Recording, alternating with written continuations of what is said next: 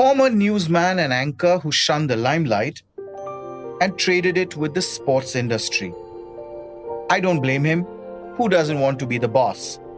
But he's a workaholic boss. And one of his ex-colleagues told me he loves spirited meetings, jousting for hours. That's what he told me. So in today's morning brief, I hope to have a spirited debate with none other than Sanjog Gupta, head of sports, Disney Star Network, on something very close to his heart. Is linear TV dead when it comes to live sports? The IPL season has just ended on an emotional note for many of us MSD fans. But off the ground, well, that was a different story altogether.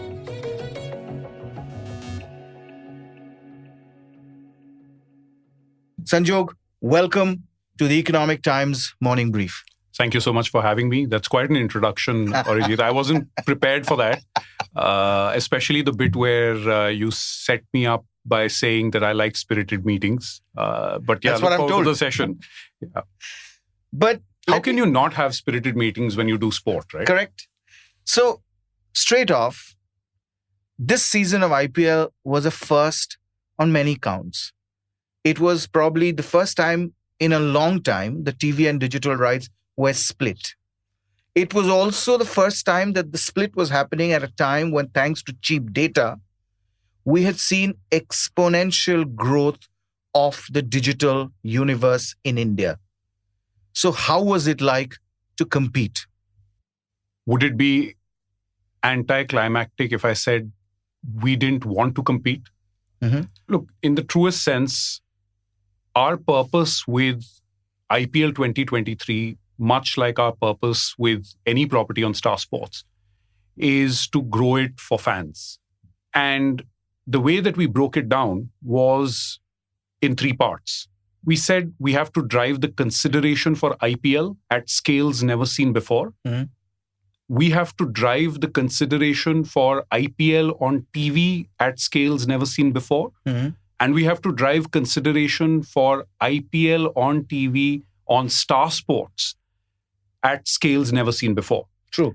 So it was in three layers that we were really challenging ourselves to better what we have delivered over the last 5 years, because we did have the TV rights between 2018 and 2022. So the competition was more with what we have achieved in the past, building and contributing to the building of the biggest media and sports property in this country. I said the word compete because there was a personal angle to it. There were a lot of your ex-colleagues now on the other side. Some might even go to the extent of saying Sanjog was fighting or competing against his mentor. So we are humans at the end of the day. We have emotions. These things do get to us. That's a really interesting question, and a question that hasn't been asked to me in the last 3 months, even once. I think there is, as with cricket, Mm-hmm. an emotional side to the game, and there is the process/business side to the game. We had to make sure that we stay focused on what we are looking to deliver, Mm-hmm. which I just described to you in three layers. Instead of getting caught in, as you termed it, competition, either in terms of the platforms or in terms of the businesses, Mm-hmm. or in terms of the personal relationships that we may have either with mentors or mentees, as the case may be. So yes, there are personal angles and there are relationships which continue to remain strong. Mm. The very purpose, mission, and drive around IPL came from an internal challenge that the team posed to itself, that we have built IPL to be the biggest property and have grown it over the last 5 years. Is there scope for us to take it to the next level? Correct. And that is genuinely the only sense of competition that every member of the team had, and which is something I feel deeply overwhelmed by, and also have an immense sense of gratitude for, as we went through this journey together as one team at Disney Star. Correct. But the journey began, if I may say, on a very aggressive pitch. The geo positioning from the first week itself was very clear. Linear TV is dead, and they went really aggressive about it. Two questions. Were you initially taken back? And would you say, looking back, you were defensive in the beginning? First, were we taken aback? Perhaps not so much taken aback, but yes, it played a certain role in actually driving us to commit to that belief we had from the start a lot more. Because we had chosen to play the game a certain way. And to use a cricket analogy, you play to your strengths. And we believed the brand of Star Sports, the availability and accessibility of TV around the country, and the width of the Star network gave us a foundation which we believed could help us deliver an IPL at a scale never seen before. But let me ask you the nub of the question. Is linear TV dead when it comes to live sports in India? If there was a myth that linear TV was even dying, as when it comes to live sport particularly, then that myth has been busted wide open. Mm-hmm. I will cite a few numbers. At last count, the ratings of the final still to come. Mm-hmm. We are now at 49.6 crore or 496 million viewers of the live broadcast of IPL. We have crossed 400 billion minutes of consumption, right? Which is 40,000 crore minutes of consumption. The first number that I mentioned is the highest viewership that IPL has ever had, which shows the scale of reach for IPL, just in terms of the sheer number of viewers who have logged in. Yeah. The second number that I just cited shows the extent of engagement. It is the second highest, with the highest being the COVID year, when everyone was home and IPL was the only game in town and thus was deeply engaging. So both in terms of reach and access, in terms of how many viewers actually logged in to watch, and in terms of the depth of their engagement, IPL on TV, IPL on Star has broken records and set new benchmarks. That can't be on a platform that is either dying or, for that matter, even degrowing. If anything, we have grown significantly on the back of IPL. Another number which will surprise many of our listeners, the growth in viewership for kids below the age of 14 has been 63% compared to last season, which goes to show that not only is IPL on TV growing and breaking records, but its future is also secure to a large extent, given that it's attracting fans in the youngest demographic on the platform that we are just referring to. Got it. But tell me, is time spent on TV and digital the same? Because that's another constant comparison that keeps coming up. I don't have access to the data which the digital platform may refer to. So it's not fair for me to compare metrics that I don't have access to. Okay. The metric that is publicly available, which I can refer to, is perhaps the concurrency. There have been 47 matches till now, according to BARC, which have had a peak concurrency on television of more than 3 crores, going all the way up to 6.1 crore, which was the peak TV concurrency on the second qualifier between Mumbai Indians and Gujarat Titans. Compare that to the peak concurrency on digital, which hit a high with the final at 3.2 crore, with no other match in the tournament crossing 3 crore. So I don't know, because I don't have access to the data, if the time spent across TV and digital is same or different. What we do know is the engagement and the scale of aggregation on television is significantly higher than what we see on digital. We don't see it as a zero-sum game. And I want to reiterate that it doesn't have to be that a fan chooses between TV and digital at all times. Viewing on digital tends to be in smaller sessions. The two screens can genuinely be complementary for an average fan who wants to deepen his engagement with IPL. Alas, the two platforms chose not to collaborate, but to compete. But that's another conversation. But going back to where we started, the competition, a lot of people, a lot of outsiders thought it was more of a double whammy for Star. Why I say that is, on one hand, in India, you were dealing with a deep pocket rival who were going straight off the gates and was going gangbusters, trying to create this narrative. On the other hand, all this was happening when at the headquarters, there was churn, there were layoffs, there was heightened focus on profitability. The narrative also was shifting at the Disney headquarters. So how did you balance both? I think the entire organization was focused on delivering IPL on Star at a never seen before scale. And that is true leadership. At the end of the day, we need to get our entire team and various parts of the organization, which may or may not be directly aligned to sports, understand the priority that we are according this project or this assignment, and drive them to deliver in a singular, unified direction. True. It is about shutting out the noise. And as you said, Arijit, on one side, the noise was external, and on the other side, the noise may have been internal. But like all great batsmen, or for that matter, all great bowlers, in crunch times, you need to shut out. Yeah, you need to be in the zone. You need to shut out the noise, and you need to focus on the stumps or the line and length that you're going to bowl. And that's really what the team must get full credit for, that they had their eyes on the ball all through. What intrigues me also at a macro level is globally, Disney is going underweight on TV and bulking up digital. The Indian strategy, therefore, looks like an outlier. But for how long can India remain this outlier? I think the question around Disney's strategy globally is best answered in the context of different regions that Disney operates in.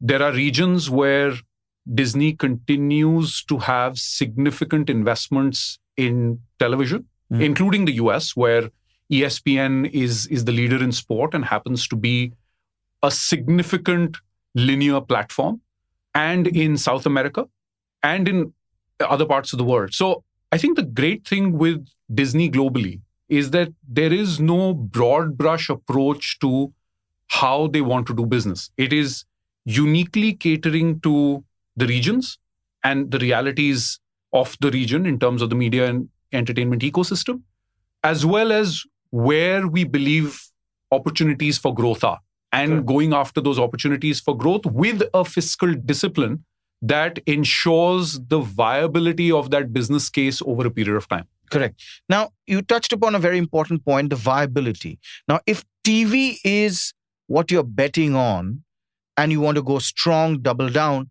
the obvious question is, why then did Disney or Star sub-license the ICC rights to Zee? That defies logic. So let me answer this in two parts. One part is, as you said, where we believe growth lies. And the other part is, what is the scale of investment to make that growth happen? Combine the two and you get financial viability over a period of time. The strategy with respect to IPL has to do with the nature of the property, which the IPL is, and the scale of investment that was required to be made.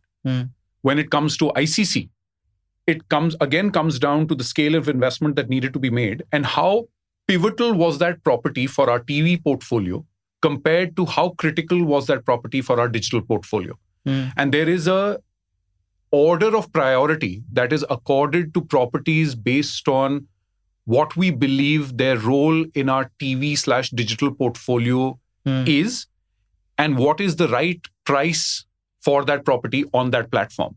So again, it's not a broad brush approach to both platforms and all properties.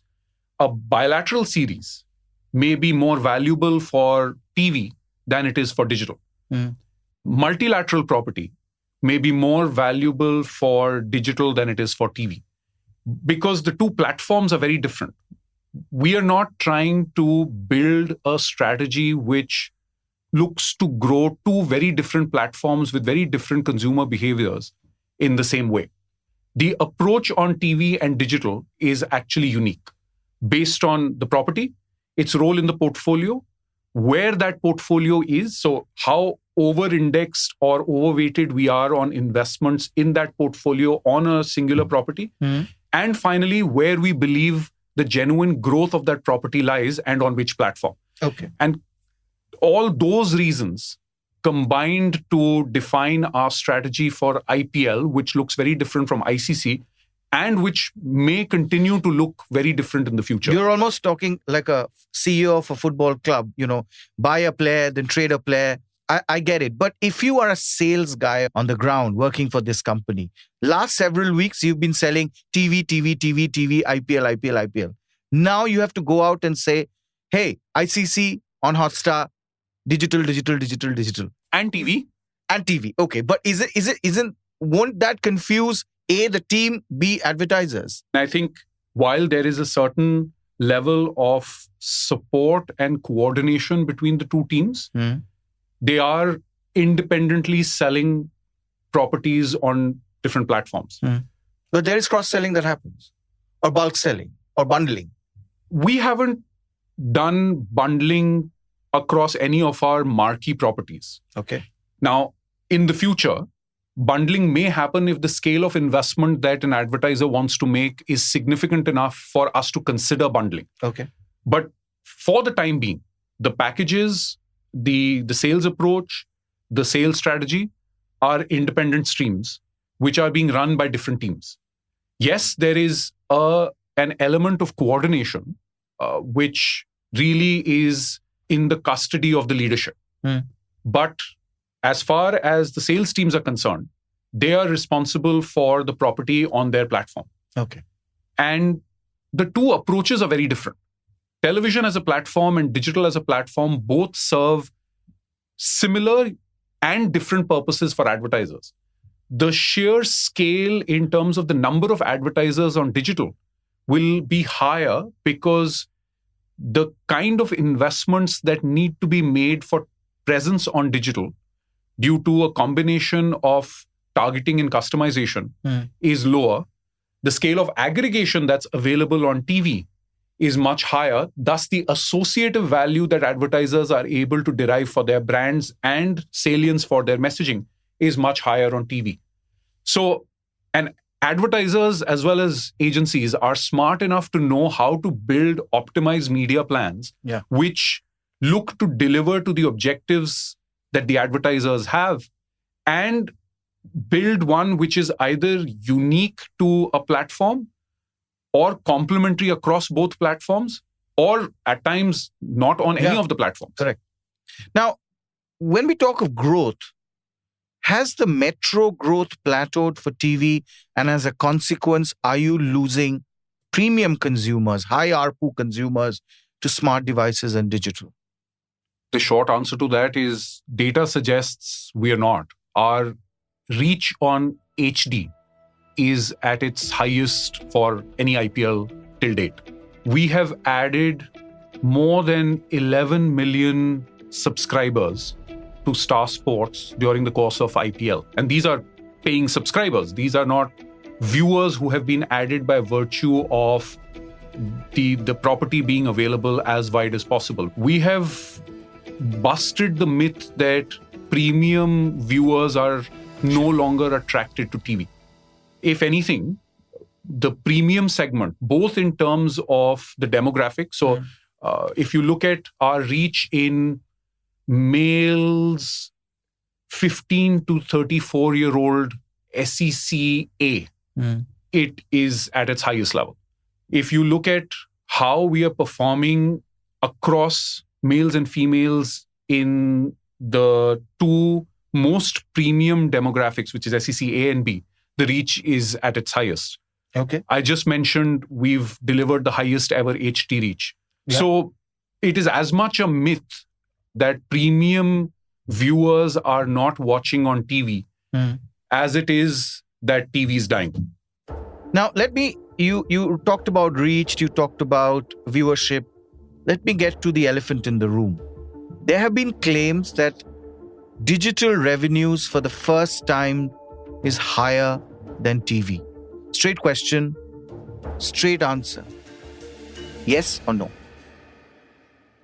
I don't know what the revenues are for the digital platform. Okay. So it's hard for me to say if the digital revenues are higher or not. Okay. This is one of those metrics that's not comparable because, frankly speaking, both entities what's don't the disclose.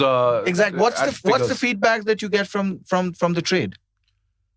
The feedback from the trade has largely been positive. I think if you look at how the tournament has gone on, we've seen a significant scale up in the sell-through rates for IPL.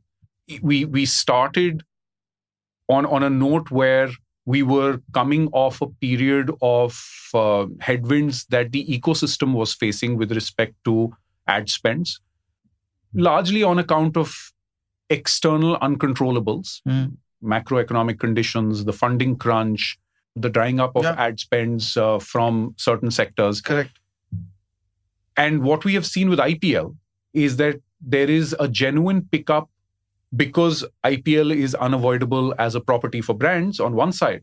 And two, viewership figures over the first week, 10 days have delivered a very high sense of confidence to advertisers that television, as we discussed, is here to stay and in fact is growing at a significant enough clip for them to continue investing in.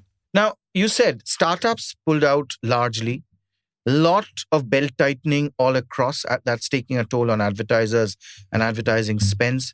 Let me ask this directly. I'm not going to ask you to comment on competition. Have you reached your revenue target on year one? I will answer that in two parts. One, do we believe we have maximized the revenue potential of IPL in a single edition? There is immense headroom for growth, which means that the viewership which we have delivered this year and the records that have been made give us the ideal launchpad for monetization to grow at a much faster clip than we had initially projected on the back of it. The second part of it, have we reached the target? I think our target is always to maximize revenues. Is this a cryptic way of saying could have been better? It can always be better, right? Did we have 100% sell-through across the board for all the inventory that was available on IPL? No. But did we have enough sponsors, growing sell-through rates, and a large number of advertisers, almost 100 at last count? Yes. Okay. So it's about seeing the glass as being half full or half empty. We always see potential for growth and thus are seeing this as an opportunity to grow revenues at a faster clip. Because some are saying speculating rather, there's been a 30% shortfall. Your rivals would say, no, it's actually 50% shortfall. So, people are extremely confused. And so are we.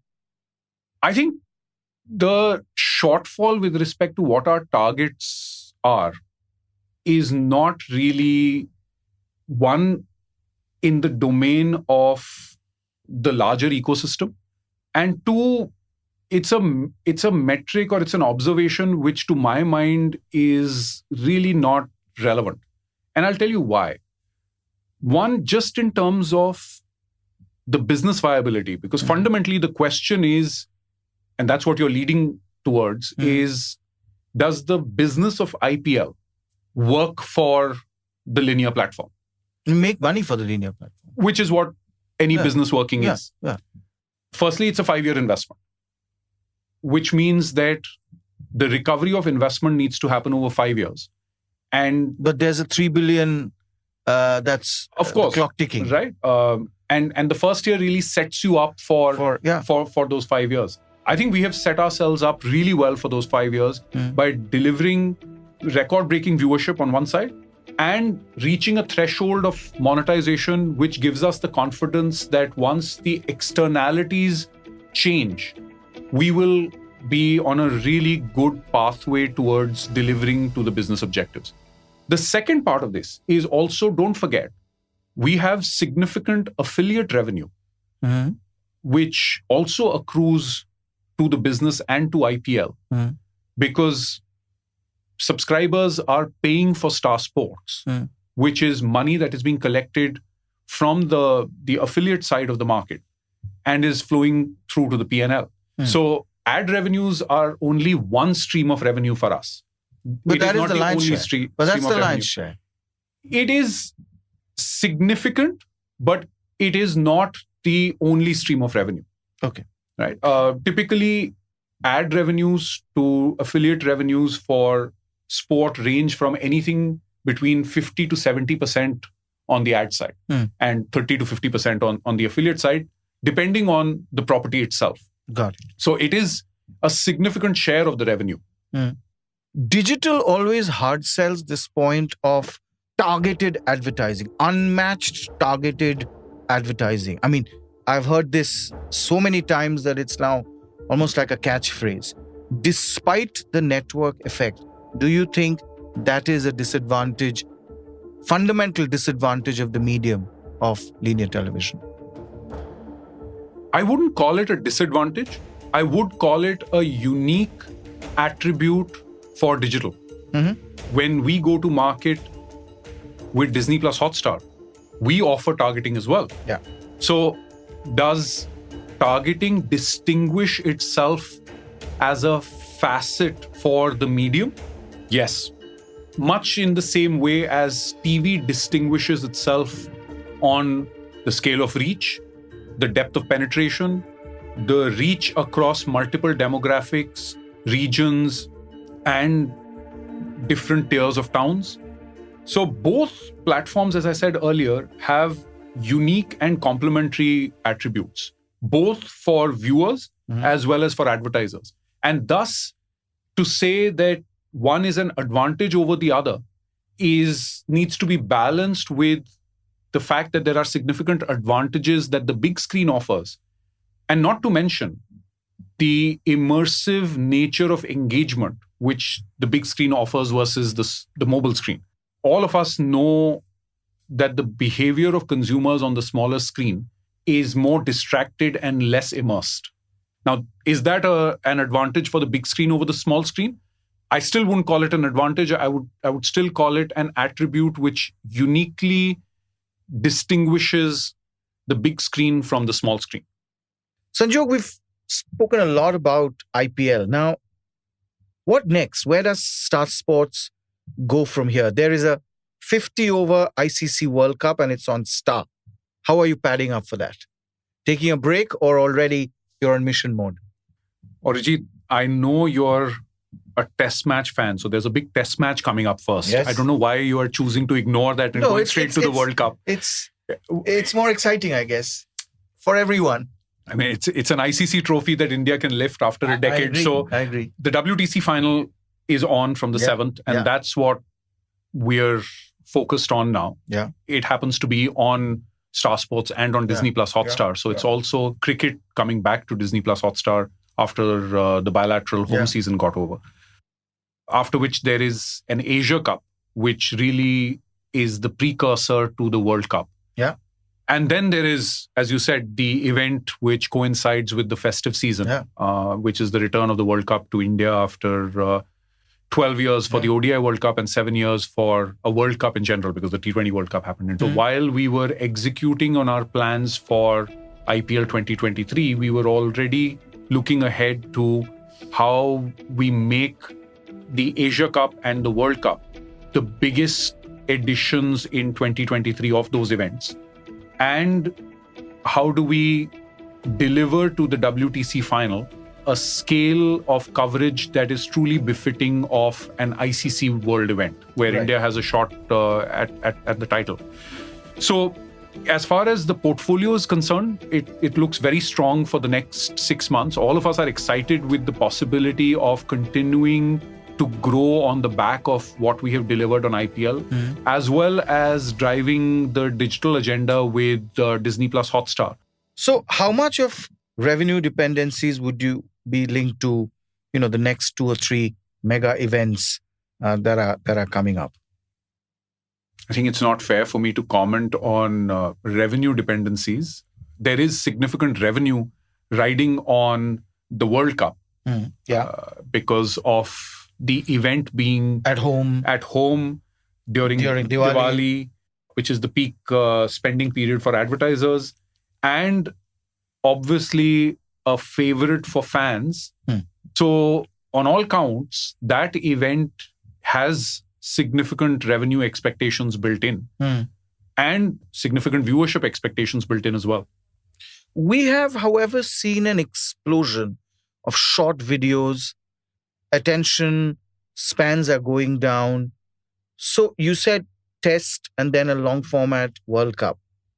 Does it have a bearing, what is happening, this behavioral change about the way we watch and how long we watch for? Will it have a bearing on longer version of the sport, be it test, be it the 50 over? If the figures are to be believed, then it has definite bearing on the viewership. Viewing patterns, as you said, are changing and changing dramatically.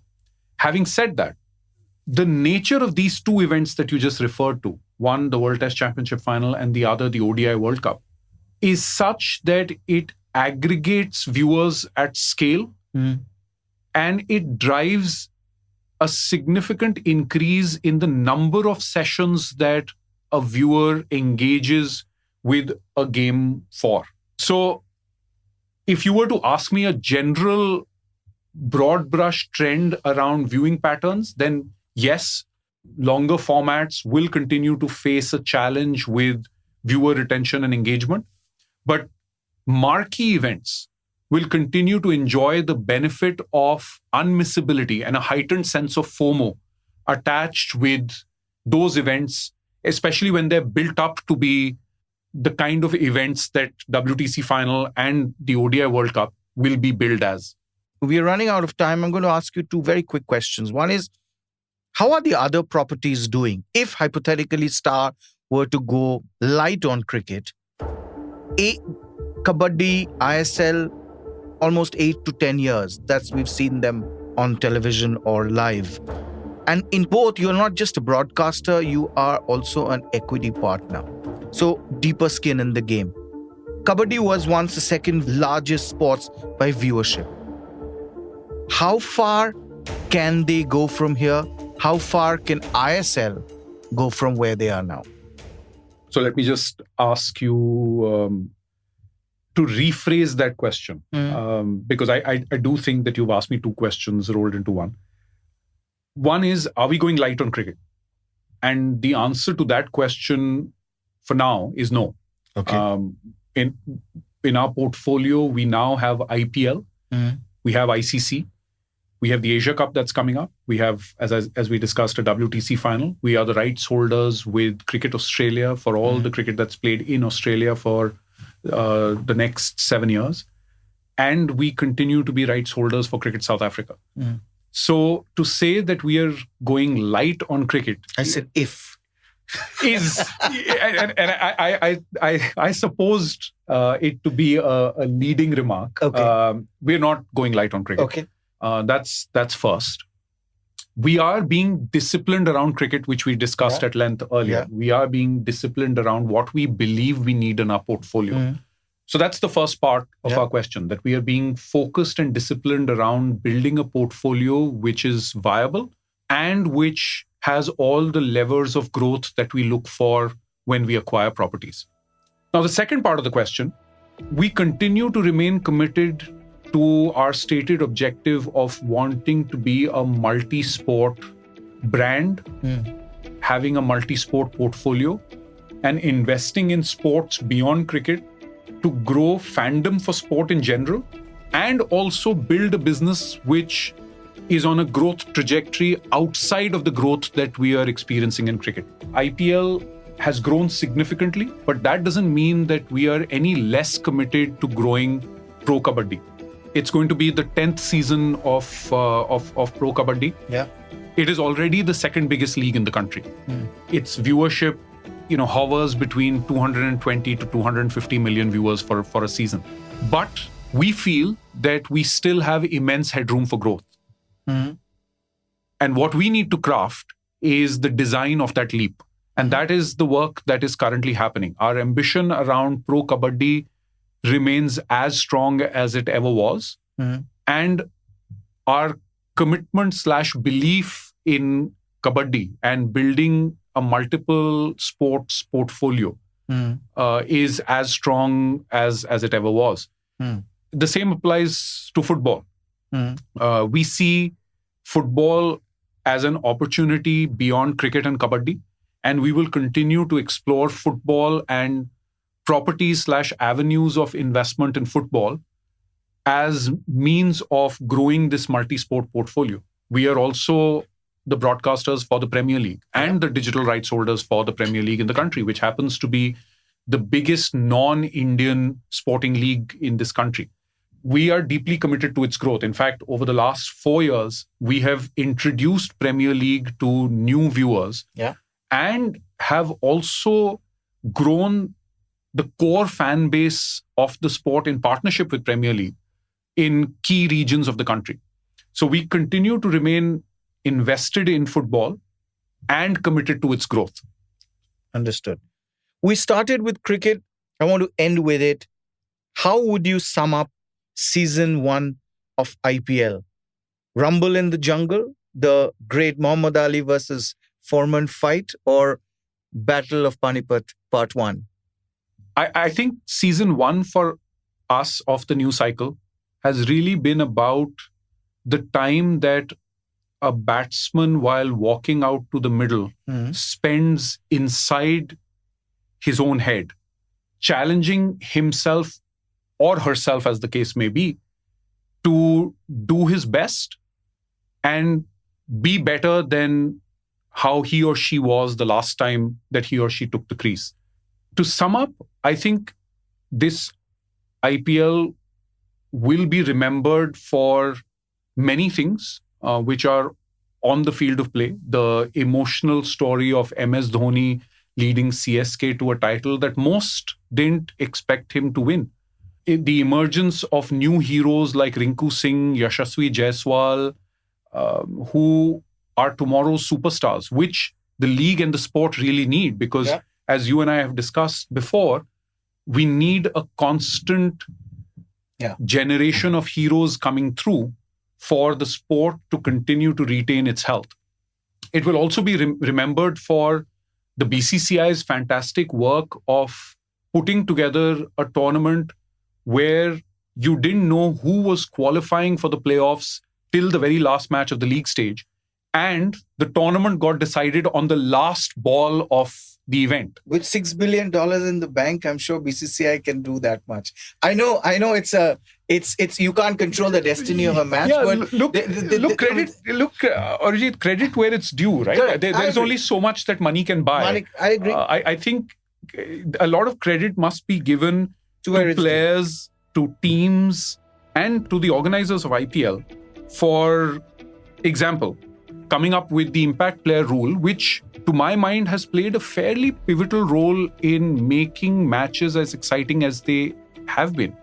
At times, these changes in rules are almost glossed over in the overall narratives of the tournament. But we must not forget the impact that they have in changing gameplay in a way that it makes it becomes more competitive. So I think the IPL will be remembered for a lot of things. I think we will remember IPL, as you said, season 1 of the new cycle, for the sheer extent of fandom that we saw on display, be it on TV or on digital. The fact that there has been significant growth in consumption and viewership across most metrics on television, and there has been growth for digital as well, goes to show that fandom for the sport and fandom for this league is set to explode if we were to take these as markers for what is to come. No doubt. Sanjog, you've clearly also been an impact player, certainly for this network.